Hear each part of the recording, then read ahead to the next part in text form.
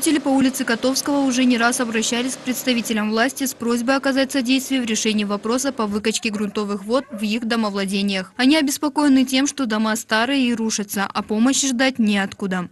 Вот качаем с подвала, потом, когда качаем с подвала, я выношу с подвала воду потихонечку. Я измеряю каждое утро воду в подвале. Смотрю, отмечаю, делаю метку. Ага, вода не приходит и не уходит. Значит, я беру где-то литров 200-400 воды. Взял, стоит вода на следующее утро, значит, не прибывает. Опять, то есть помогаю этой воде, чтобы она...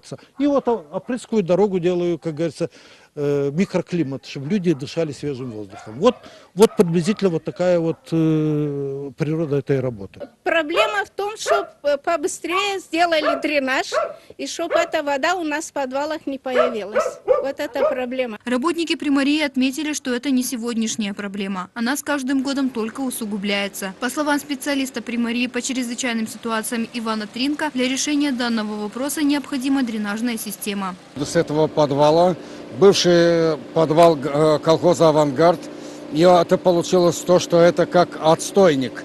Если мы отсюда не выкачиваем воду, то в этом микрорайоне везде подвалы наполнены водой. Поэтому сегодняшний день по указанию примара мы работаем с 9 часов утра и вот откачиваем воду. Для обеспечения дренажной системы одного микрорайона понадобится около 17-18 миллионов лей. Как отметил Иван Тринка, на сегодняшний день в бюджете автономии на эти цели деньги не заложены.